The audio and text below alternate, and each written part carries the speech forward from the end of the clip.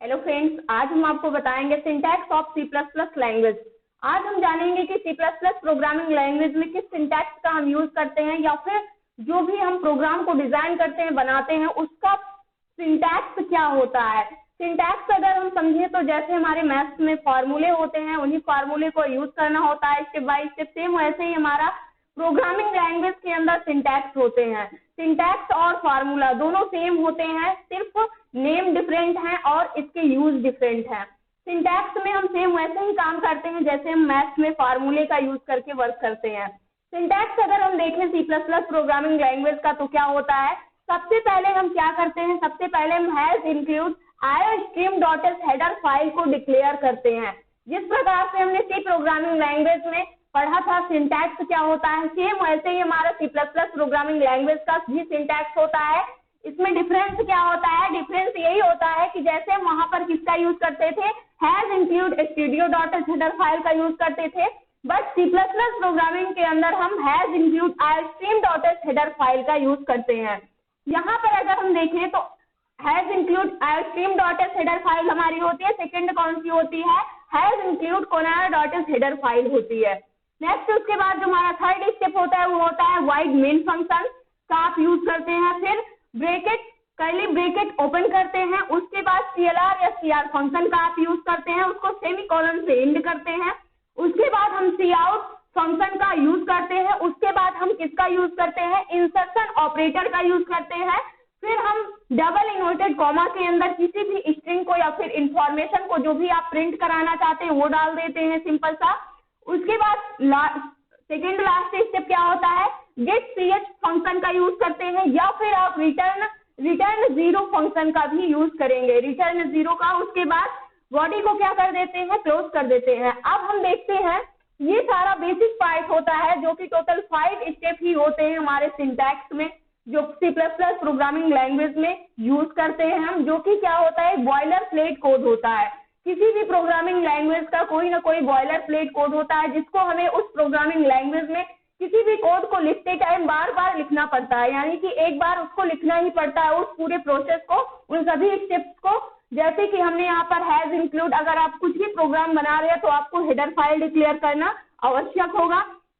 उसके बाद आपको मेन फंक्शन किसी भी प्रोग्रामिंग लैंग्वेज का, यानी कि जो भी C plus plus programming language का जो भी प्रोग्राम का एग्जीक्यूशन स्टार्ट होता है वो हमारे मेन फंक्शन से ही स्टार्ट होता है। ये सारे क्या होते हैं एक एक करके हम बताएंगे। हैज इंक्लूड iostream.sh जो है हमारा हैज इंक्लूड होता है, इसको हम बोलते हैं प्री प्रोसेसर होता है हमारा, और जो हमारा iostream.sh होता है ये क्या होता है, हेडर फाइल होती है। नेक्स्ट हमारा क्या होता है, उसी प्रकार से इसमें भी हैज इंक्लूड हमारा प्री प्रोसेसर होता है और conaya.sh क्या होती है, हमारी हेडर फाइल होती है C plus plus programming language की। उसके बाद हमारा वाइड मेन फंक्शन होता है, ये क्या करता है, नो रिटर्न टाइप। अगर आपको अपने प्रोग्राम से कोई भी रिटर्न टाइप नहीं यूज करना है, जो कि हमारा क्या होता है, रिटर्न टाइप होता है, लेकिन यहाँ पर जो वाइड फंक्शन होता है ये कोई भी इंटीजर वैल्यू यानी कि कोई भी वैल्यू को रिटर्न नहीं करता है, इस वजह से इसको क्या बोलते हैं, नो रिटर्न टाइप बोलते हैं। अगर आपको कुछ भी वैल्यू को रिटर्न करवाना है तब आप इंट मेन फंक्शन का यूज करेंगे, वहां पर जो रिटर्न टाइप लेंगे अपने फंक्शन का वो इंटीजर लेंगे, वॉइड ना लेकर के। और इसको हम क्या बोलते हैं, वाइड मेन फंक्शन को, ये हमारा मेन फंक्शन होता है, क्योंकि किसी भी प्रोग्रामिंग लैंग्वेज का जो एग्जीक्यूशन स्टार्ट होता है वो मेन फंक्शन से ही स्टार्ट होता है। आप कितना भी बड़ा प्रोग्राम क्यों न बना रहे हो, लेकिन जो मेन फंक्शन होता है वो पूरे प्रोग्राम में ओनली 1 टाइम्स ही लिखा जाता है, सेकेंड टाइम्स आप उसको नहीं लिखेंगे एक प्रोग्राम में। नेक्स्ट हमारा होता है बॉडी ओपन, जो हमारा कर्ली ब्रेसेस होता है, यहाँ से हमारा जो मेन फंक्शन होता है इसकी बॉडी ओपन होती है, जिसके अंदर हम क्या करते हैं, जो भी हमें स्टेटमेंट लिखना होता है या फिर जो भी हमें इंस्ट्रक्शंस देना होता है, जो भी चीजें हमें रन करनी होती है, वो सारी चीजों का कोड हम यहाँ पर क्या करते हैं, लिखते हैं इस कर्ली ब्रैकेट के अंदर। उसके बाद यहाँ से अगर आपको CLR या CR फंक्शन का यूज कर रहे हैं, जो कि क्या करता है, कंसोल यानी जो भी आपके विंडो पर प्रीवियस आउटपुट है उसको क्लियर करने के लिए हम CLR या CR फंक्शन का यूज करते हैं। और यहाँ से जो हमारा cout, उसके बाद इंसर्शन ऑपरेटर होता है।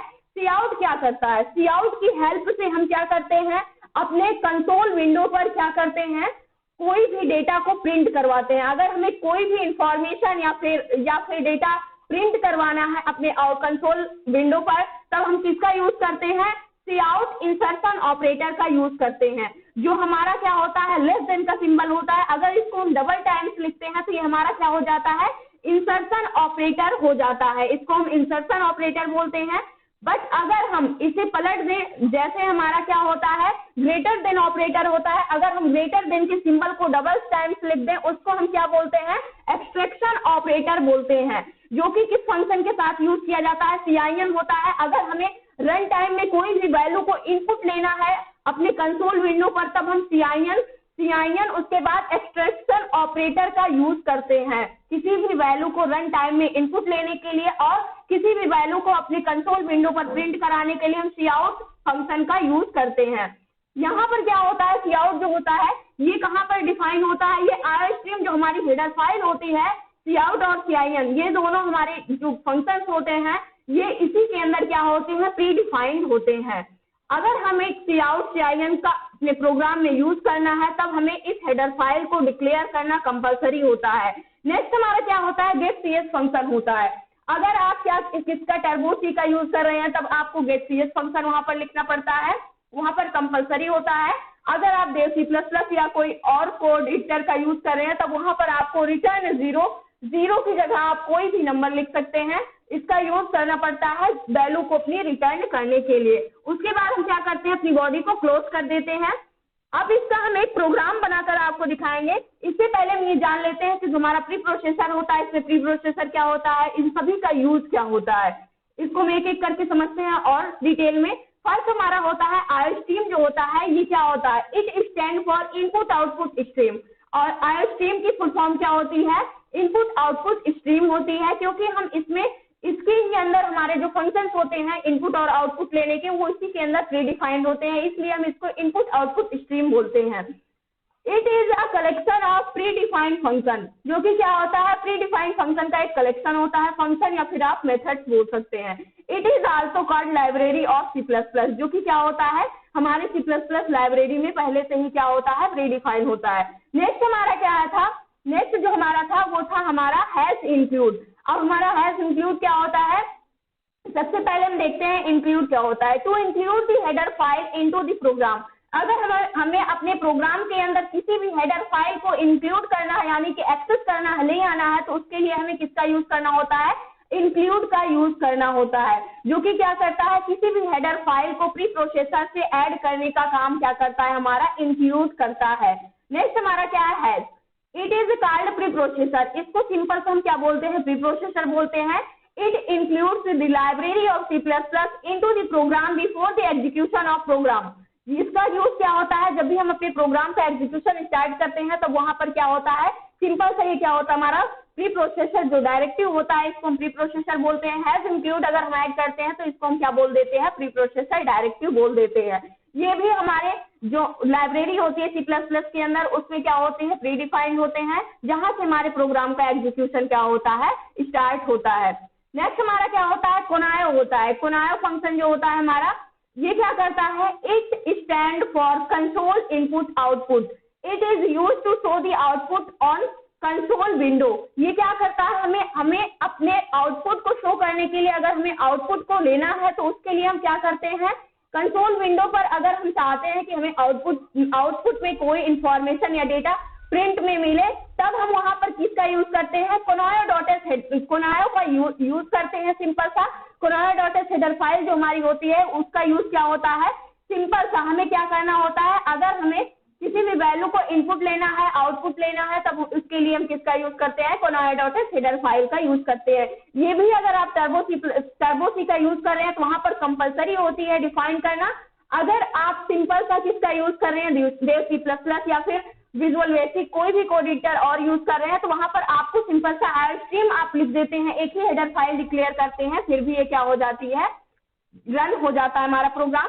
क्योंकि जो हमारा ये प्री प्रोसेसर डायरेक्टिव होता है, इसमें से जो हमारा यानी जो हमारी हेडर फाइल होती है वो IOStream.h जो हेडर फाइल होती है कंपलसरी होती है और ये ऑप्शनल होती है। कोनायो.h जो हेडर फाइल होती है ऑप्शनल होती है। किसी भी प्रोग्राम में अगर आप यूज करना चाहते हैं तो यूज कर सकते हैं, नहीं तो आप इसे इग्नोर कर सकते हैं। उसी प्रकार से गेट फंक्शन जो होता है हमारा, ये भी ऑप्शनल होता है, लेकिन टर्बो में ये दोनों कंपलसरी होते हैं, कोनायो.h हेडर फाइल और गेट CS फंक्शन। लेकिन अगर और किसी अन्य कोड एडिटर का आप यूज कर रहे हैं तो वहां पर आपको istream.h हेडर फाइल कंपलसरी होगी और रिटर्न करना उस वैल्यू को कंपलसरी होगा। नेक्स्ट हमारा क्या होगा, Conaya.h क्या करता है, कंसोल पे अगर आपको इनपुट आउटपुट कुछ भी लेना है, शो कराना है कंसोल विंडो पर, तब हम Conaya.h हेडर फाइल का यूज करते हैं। नेक्स्ट हमारा है void। void क्या करता है, इट इज द कीवर्ड। जो हमारा void होता है एक क्या होता है, कीवर्ड होता है। It indicates that no one value is being returned by the function। यानी कि ये क्या करता है, कोई भी वैल्यू को रिटर्न नहीं करता है, जो हमारा void फंक्शन होता है। If we use any other keyword like int, float, char, etc. in place of void, then we will use return keyword। अब यहाँ से एक कॉन्सेप्ट और निकलता है जो कि क्या है, जैसे हम किसी प्रोग्राम को रन करते हैं वहां पर हम रिटर्न नहीं लिखते हैं, फिर भी हमारा प्रोग्राम क्या हो जाता है, सक्सेसफुली रन हो जाता है। बट कहीं पर ऐसी सिचुएशन होती है जब तक आप रिटर्न नहीं लिखते हैं, रिटर्न कीवर्ड का आप यूज नहीं करते हैं, तब तक वो वैल्यू को रिटर्न नहीं करता है। इसका सिंपल सा लॉजिक ये है कि जो हमारा void फंक्शन होता है, अगर आप void मेन फंक्शन किसी भी फंक्शन को अगर आप void बना देते हैं तो कोई भी वैल्यू को रिटर्न नहीं करता है, यानी no value is being return by the function. ये फंक्शन कोई भी वैल्यू को रिटर्न नहीं करता है, इसलिए आपको रिटर्न फंक्शन लिखने की कोई आवश्यकता नहीं होती है। चाहे तो आप लिख सकते हैं, नहीं चाहे तो आप नहीं भी लिख सकते हैं।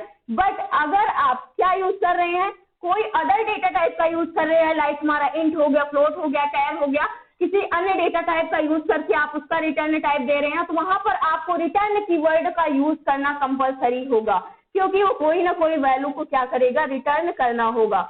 नेक्स्ट जो होता है हमारा क्या होता है, मेन फंक्शन क्या करता है, it is the main function which is called the entry point of any program. जो हमारा मेन होता है ये क्या होता है, किसी भी प्रोग्राम का क्या होता है, एंट्री पॉइंट होता है। यानी कि हम प्रवेश, जैसे हमारा एक मेन गेट होता है, सेम वैसे ही जो हमारा मेन फंक्शन होता है, सिंपल वैसे ही वर्क करता है। जैसे किसी भी रूम के अंदर जाने के लिए हमारा एक मेन गेट होता है, सेम वैसे ही हमारा मेन फंक्शन होता है। अगर हमें अपने प्रोग्राम की स्टार्टिंग करनी है, यानी उसमें एंट्री करना है प्रोग्राम को करने के लिए, तब वहां पर हमें मेन फंक्शन को स्टार्ट करना कंपलसरी होगा।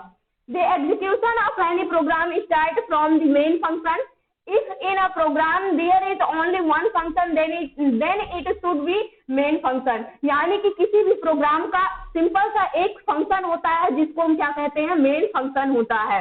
नेक्स्ट जो होता है हमारा वो क्या होता है, CLR SCR फंक्शन होता है। ये क्या करता है, सिंपल सा आपके प्रीवियस आउटपुट को क्लियर करने का काम करता है। इसको हम देखते हैं, it is stand for clear screen. जो हमारा CLR SCR फंक्शन होता है, इसका यूज हम स्क्रीन को क्लियर करने के लिए करते हैं। It is a predefined function which is use to clear the output screen. It act like a destruction output screen. It is defined into the Conaya.h header file. जो कि क्या होता है, हमारा CLR SCR जो function होता है ये क्या करता है, किसी भी आउटपुट स्क्रीन पर जो भी आपने पहले से ही प्री डिफाइन कर रखा है, यानी जो भी आउटपुट है उसको क्या करता है, ये क्लियर करने का काम करता है। और जो हमारा CLR SCR फंक्शन होता है, Conaya.h हेडर फाइल के अंदर प्री डिफाइंड फंक्शन होता है। अगर आपको CLR SCR फंक्शन का यूज करना है तो आपको Conaya.h हेडर फाइल को इंक्लूड करना कंपलसरी होगा। नेक्स्ट हमारा होता है Cout। Cout क्या करता है, it is a keyword which is use to print data और information on the output screen. It is always used with insertion operator. जो हमारा Cout फंक्शन होता है ये क्या करता है, एक कीवर्ड होता है जिसका यूज हम किस लिए करते हैं, किसी भी इंफॉर्मेशन या फिर डेटा को अपने आउटपुट या फिर कंसोल विंडो पर प्रिंट कराने के लिए हम इसका यूज करते हैं। It is always used with insertion operator, जिसका यूज हम हमेशा किसके साथ करते हैं, इंसर्शन ऑपरेटर के साथ करते हैं। जो हमारा CIN होता है वो भी क्या होता है, कीवर्ड होता है जिसका यूज हम क्या करते हैं, रन टाइम में, यानी कि कंसोल विंडो पर अगर हमें किसी वैल्यू को रन टाइम में इनपुट लेना है तब हम उसका यूज करते हैं, जो कि क्या करता है, एक्सट्रैक्शन ऑपरेटर के साथ वर्क करता है। नेक्स्ट जो हमारा है वो getCS फंक्शन है। It is a predefined function which is use to hold the output screen. It act like a duster on output screen. It is defined in the Conaya.h header file। जो हमारा getCS function होता है ये क्या करता है, output screen पर किसी भी डेटा को क्या करने के लिए काम करता है, आउटपुट स्क्रीन को होल्ड करने का काम हमारा getCS फंक्शन करता है। इसका यूज अगर हमें करना है तो हमें Conaya.h हेडर फाइल को इंक्लूड करना कंपलसरी होगा, क्योंकि ये Conaya.h हेडर फाइल के अंदर क्या होता है, प्री डिफाइंड फंक्शन होता है। getCS फंक्शन का यूज हम कहाँ पर करते हैं, जहां पर हमें क्या करना होता है, आउटपुट स्क्रीन को होल्ड करके रखना होता है, वहां पर हम गेट CS फंक्शन का यूज करते हैं। तो ये था आज का हमारा टॉपिक। टोटल इसके 5 पार्ट होते हैं। सबसे पहले हमें हेडर फाइल को डिक्लेयर करना कंपलसरी होता है। नेक्स्ट जो हमारा होता है वो होता है मेन फंक्शन।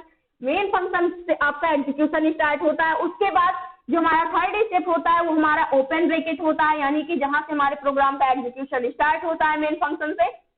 उसके बाद जो हमारा होता है, आप क्या इंफॉर्मेशन प्रिंट कराना चाहते हैं या फिर क्या स्टेटमेंट आप करना चाहते हैं, आप वहां पर उसको लिखेंगे। उसके बाद जो हमारा लास्ट होता है वो क्या होता है, क्लोजिंग पॉइंट होता है। तो ये होता है हमारा C++ लैंग्वेज का, C++ प्रोग्रामिंग लैंग्वेज का सिंटैक्स, जिसको हमने देखा आज।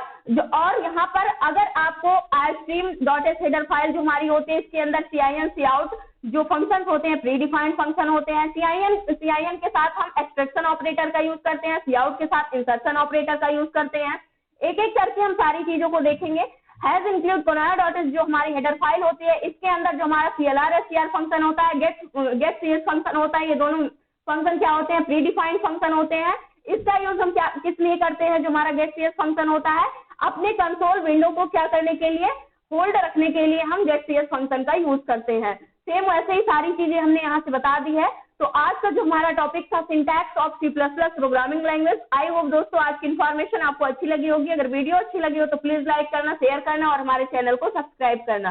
Thanks for watching this video.